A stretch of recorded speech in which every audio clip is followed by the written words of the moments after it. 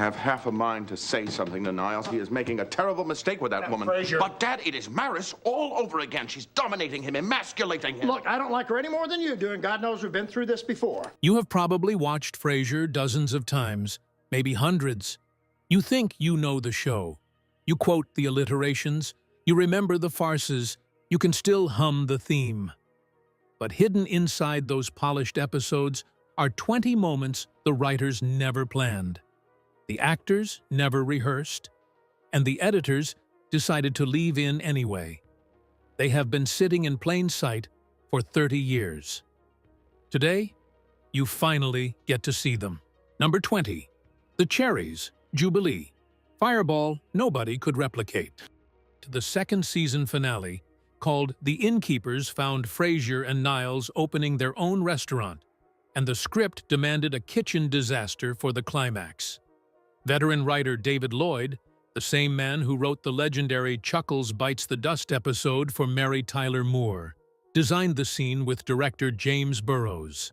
The brothers had each secretly doused the Cherries' Jubilee in brandy throughout the night, neither knowing the other had done it. When Roz finally lit the dish, the explosion was supposed to be controlled. It was not. Perry Gilpin staggered onto the dining room set with smoking hair and singed clothing, delivering her line about a big blue flash and cherries everywhere. The reactions captured on camera from Kelsey Grammer and David Hyde Pierce were not performances. They were real exhaustion mixed with genuine alarm at how big the practical effect had actually become. Burrows reportedly kept the take because nobody wanted to risk lighting it again. The audience did not know what they were laughing at, and that confusion became part of the comedy.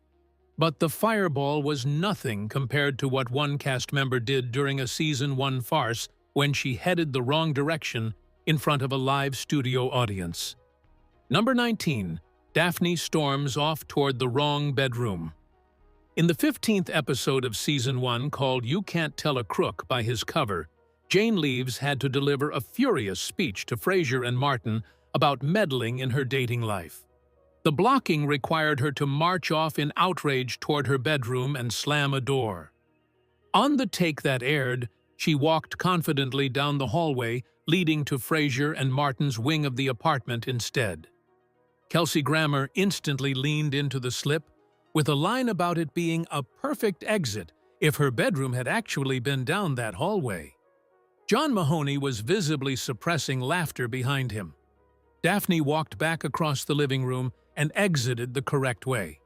For decades, fans debated whether the moment was real or written, and the Frasier online forum has been split since the early 2000s. What is documented is that whether the original misstep was genuine or staged, the recovery itself was Grammer in real time, demonstrating the same instinct that made him refuse to rehearse more than once. Speaking of his refusal to rehearse, that habit produced the single most legendary tongue slip in the entire 11-season run. Number 18. The night Frasier accidentally became Frasier. The second episode of the 11th and final season was titled A Man, a Plan, and a Gal, Julia. In the cold open at Café Nervosa, Frasier was supposed to deliver a tightly alliterative speech about leaving behind the old fault-finding, flaw-fleeing Frasier and emerging committed to commitment. Kelsey Grammer's tongue gave out halfway through, and what came out was Frasier. David Hyde Pierce's eyes lit up immediately, and he pivoted into character as Niles, calling his brother out for the slip. Grammer denied it with the wounded dignity only Frasier could summon, claiming he had pronounced his own name correctly for 40-odd years. The exchange was kept exactly as it happened. According to IMDb's episode trivia, the rewrite to formalize the moment came afterwards, but the original mistake was preserved verbatim. What makes the scene work is that Niles seizing on a Frasier flub is exactly the sibling dynamic the writers had spent a decade building. Reality matched the script so perfectly, the script absorbed reality.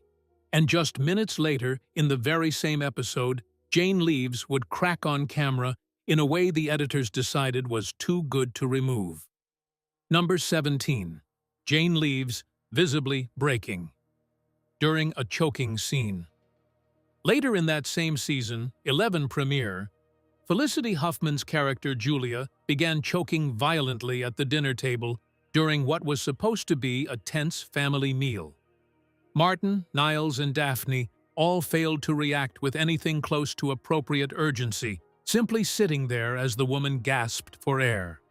Frasier finally exploded in defense of the woman he had been secretly falling for across the previous storyline. His outburst built into a roaring confession that he loved her, delivered at full theatrical volume by Kelsey Grammer, with the kind of operatic intensity only Frasier Crane could justify.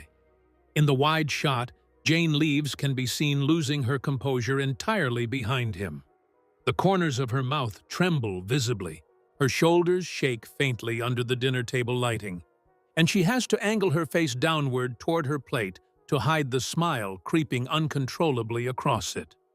The line itself was carefully scripted by the writer's room. Leaves's reaction to Grammer's thunderous delivery was not.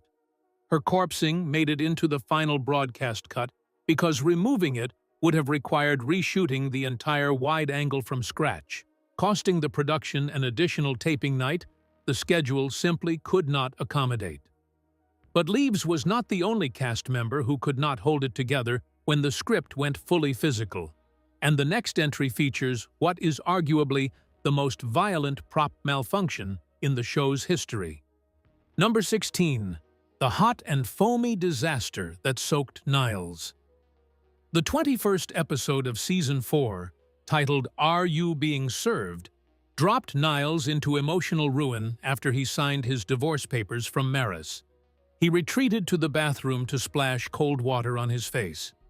What happened next was an explosion of shaving cream, courtesy of Martin's malfunctioning hot and foamy device. David Hyde Pierce returned to the living room covered head to chest in white foam, eyes wide with despair. The scripted line came from Mahoney about the device exploding. The unscripted layer was the cast's inability to keep filming. According to the Frasier online forum, citing the NBC 200th episode special, Analyzing the Laughter, John Mahoney repeatedly broke during takes, which made Jane Leaves break, which forced multiple resets. The take that aired contains visible micro-expressions of Mahoney fighting laughter while delivering his theory about what happened.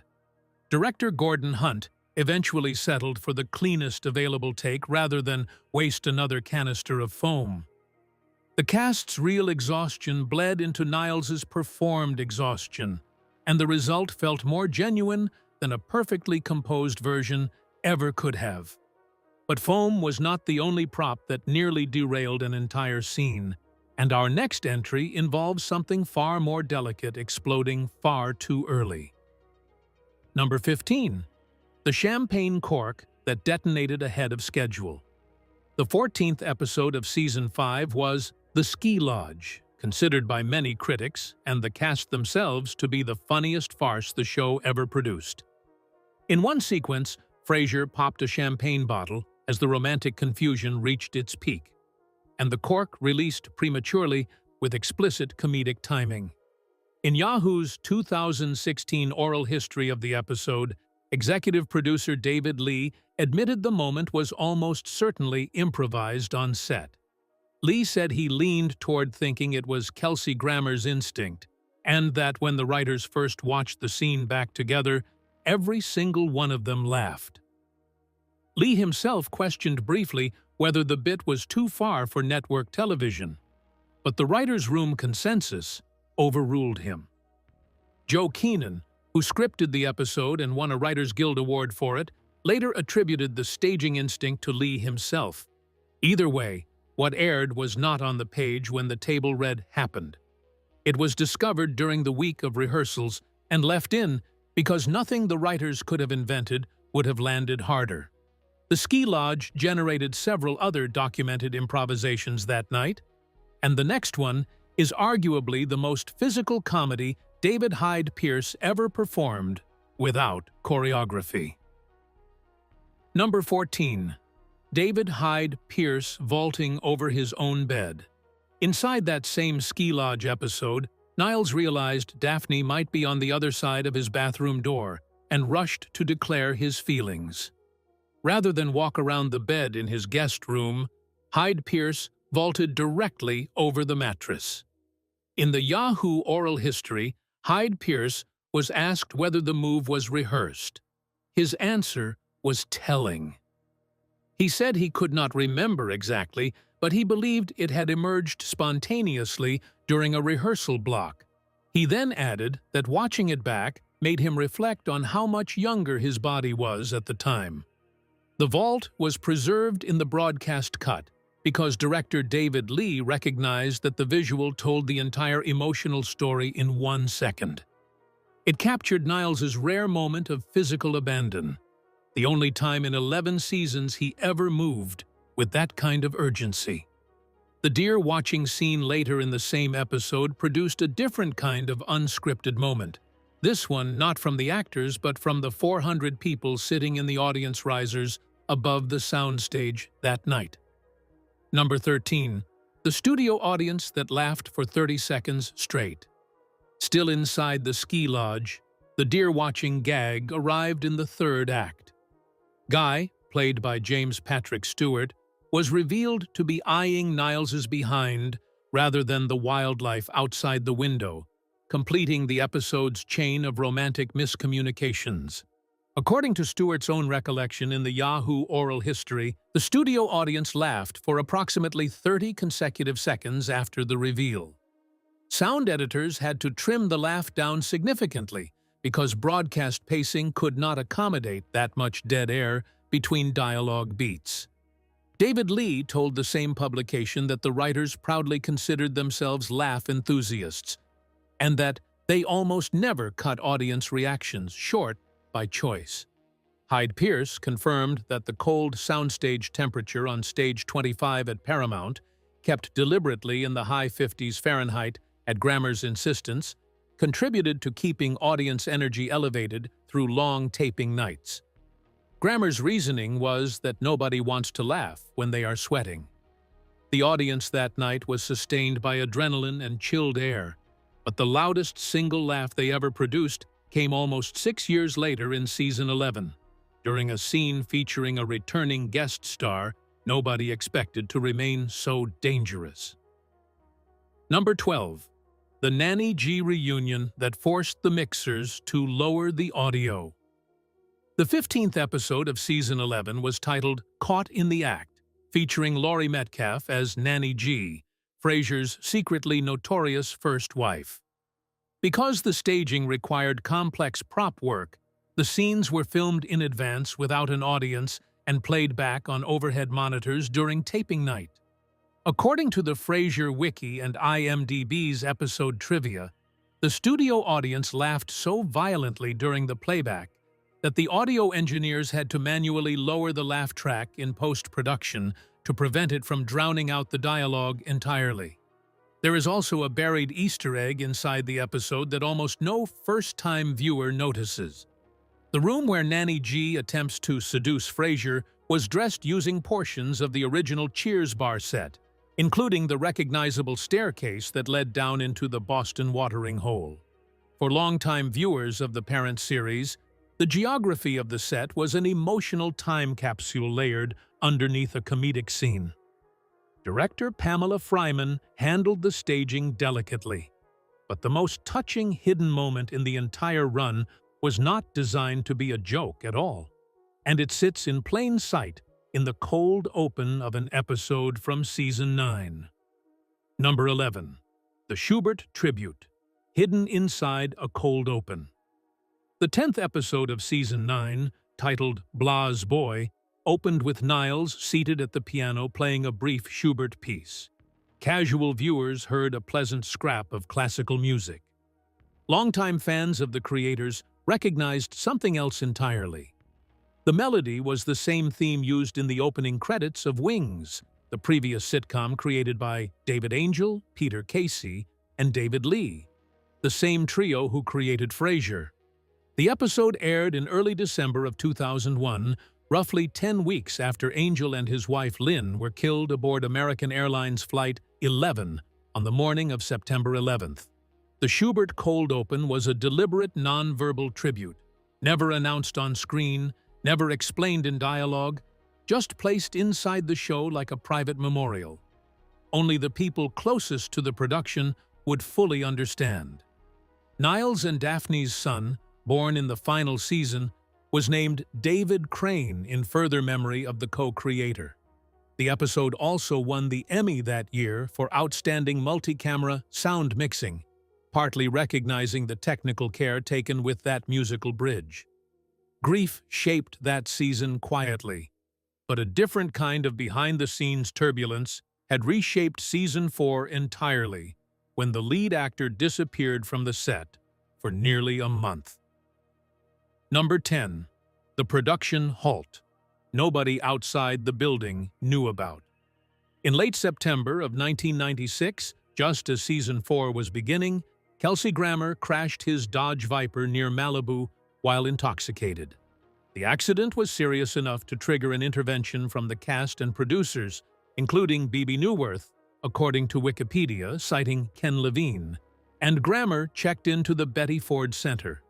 Production shut down for approximately a month. During that pause, the schedule was scrambled. According to reporting in the Los Angeles Times referenced across the show's production records, only one episode that season was filmed partially in Seattle, and several scripts had to be retooled to work around Grammer's absence. One episode in particular reportedly had David Hyde Pierce record bridging scenes alone, with Grammer's coverage filmed weeks later and edited together. The cast publicly stood by him, and his return to the set produced some of the most emotionally raw Frasier performances of the entire run. Audiences watching at home noticed nothing because Frasier's polish never cracked, but the polish had cracked once before the show even premiered, when one of the original cast members was fired during the rehearsal process. Number 9. The original Roz Doyle, who was replaced before air long before Perry Gilpin ever stepped. Onto the KACL set, Lisa Kudrow had been cast as Roz Doyle. Kudrow made it through the table read of the pilot script. She rehearsed scenes with Kelsey Grammer. According to the Vanity Fair 25th Anniversary Oral History published in September of 2018, director James Burrows pulled her aside after rehearsals and told her the chemistry was not working. The decision was made before cameras rolled on the pilot.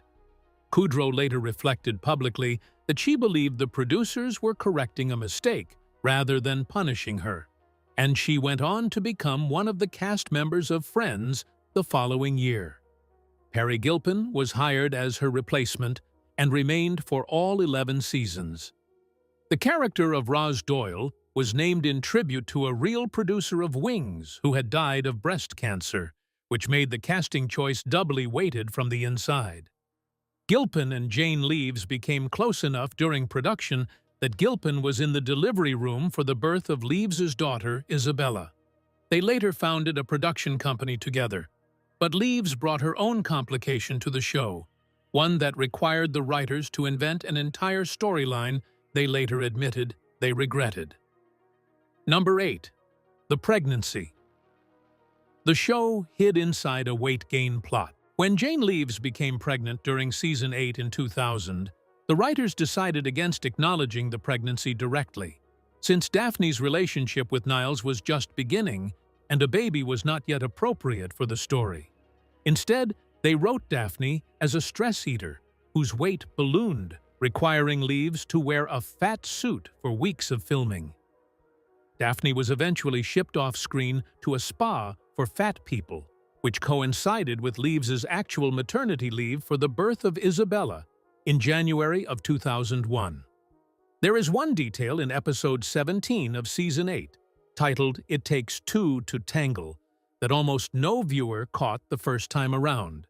Niles tells Roz that Daphne has lost 9 pounds and 11 ounces. That number was not random. It was approximately the actual birth weight of Leaves's newborn daughter, a private inside joke from the writer's room placed where only the family would notice. Leaves later told Working Mother magazine that the storyline was difficult, but allowed her to keep working. Her second pregnancy, late in season 11, was written into the show directly.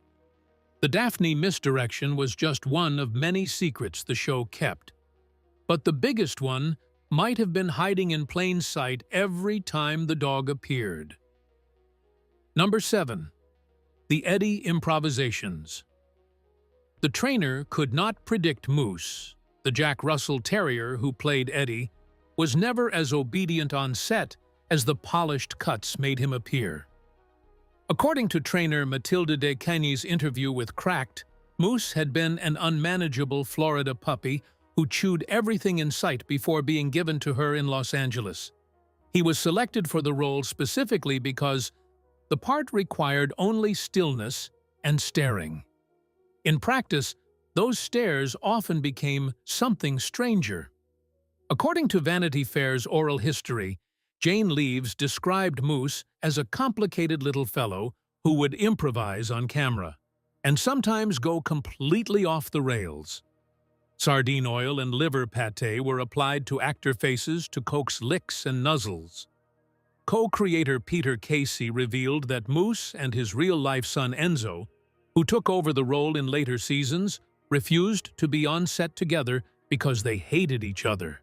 Kelsey Grammer told TV Guide in 2017 that Mahoney genuinely disliked the dog, and Mahoney himself told the Los Angeles Times in 2009 that after 8 years on the show, Moose still did not recognize him personally. The dog won the role over hundreds of other animals, but the actor playing Martin had a far more complicated origin story that the show worked overtime to disguise. Number 6. The British Mancunian. Pretending to be an American father. John Mahoney was born in Blackpool, Lancashire, in 1940. His family was actually evacuated from Manchester during the bombing raids of the Blitz in World War II. He was, by every authentic measure, a real Mancunian. Mahoney moved to the United States as a young man, joined the army, deliberately erased his accent to fit in with his new country, and built an American theatrical career through Steppenwolf in Chicago. By the time he was cast as Martin Crane, he sounded like a lifelong working-class American from Seattle.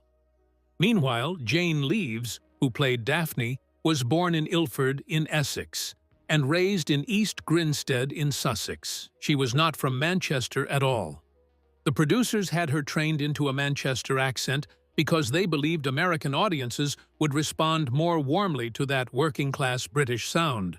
So every time Daphne and Martin shared a scene, the show's only real Mancunian was performing a flawless American accent, while a Sussex woman performed a coached Manchester accent across from him.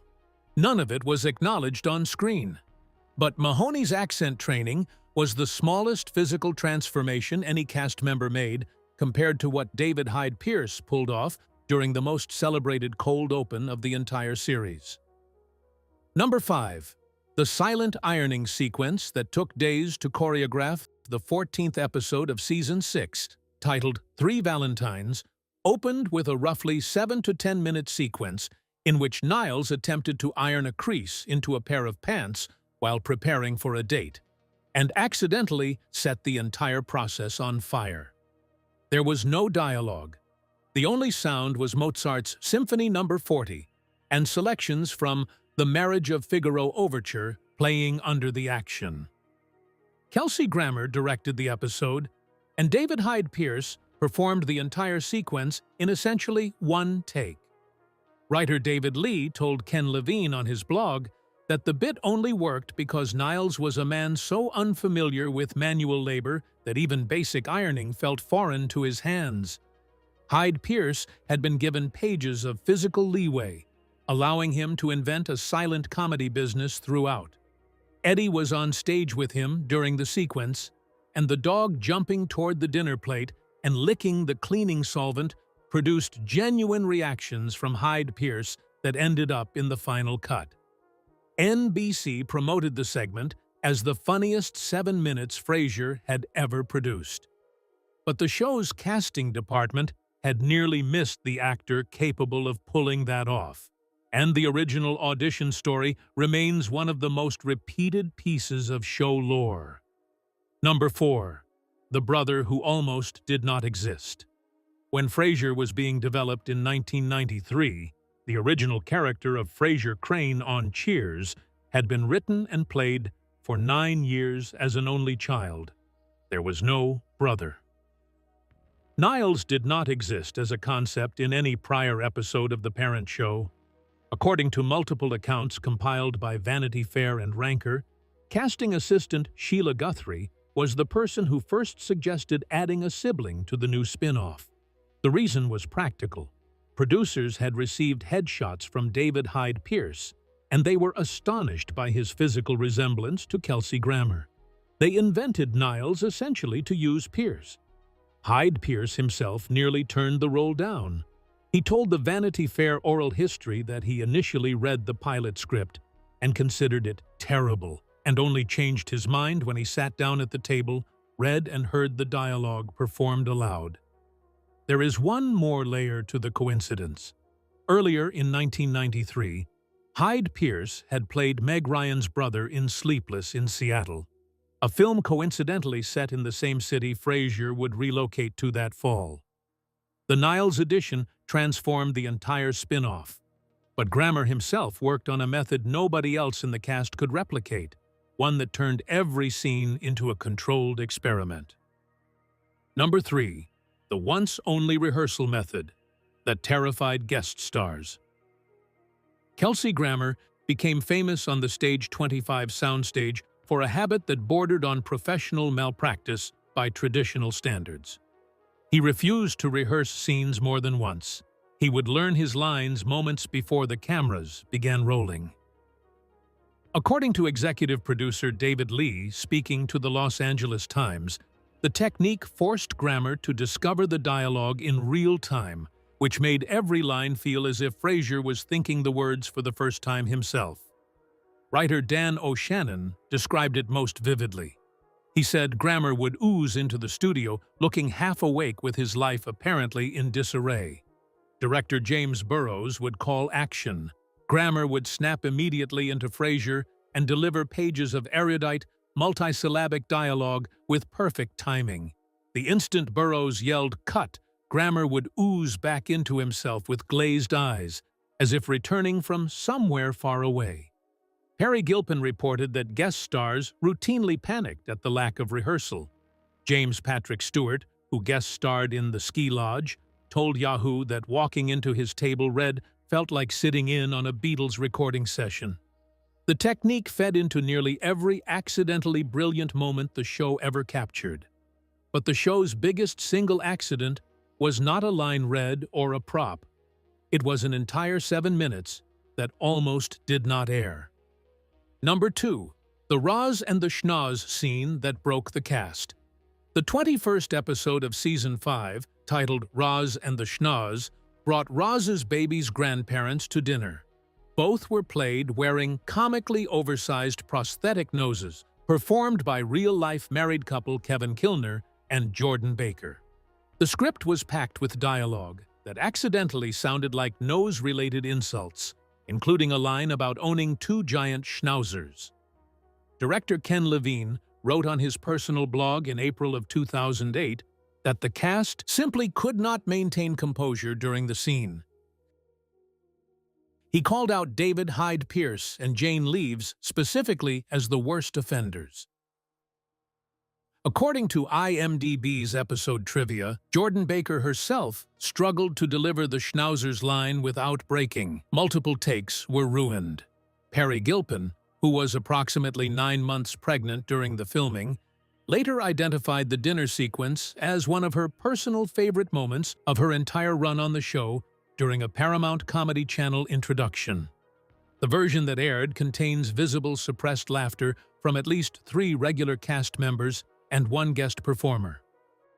Levine has frequently cited the scene as proof that the funniest moments on Frasier were the ones the writers could not fully control, which brings us to the very first scene the cameras ever captured, before any of the rules of the show had even been established. Number 1. The improvised piano that defined the entire series. The pilot episode, titled The Good Son, aired on the 16th of September in 1993. In one of its earliest sequences, Frasier sat at the piano in his newly furnished Elliott Bay Towers apartment and played a brief, impressionistic figure that scanned as part of his refined daily routine. The music was not in the script. According to longtime fans across the Frasier online forum and corroborated by music identification posts on the Talk Classical forum, Kelsey Grammer simply sat down at the prop piano during the take and improvised the melody himself. Grammer was a genuinely accomplished pianist who would later perform piano in his own cabaret tour and on Broadway. The piano improvisation set the tone for what every viewer would come to understand about Frasier Crane. He was a man at home with culture, comfortable in his own theatricality, and quietly gifted in ways the show would never explain. The moment lasts only seconds, but it established the visual grammar of the entire 11 seasons that followed, where Frasier's apartment functioned as a sanctuary of refinement, constantly being invaded by chaos. The very first piece of music the audience ever heard was an accident that became canon, which feels like the perfect summary of how Frasier worked for the next decade. Which of these unscripted moments surprised you the most, and which one do you think holds up best after all these years? Drop your thoughts in the comments below.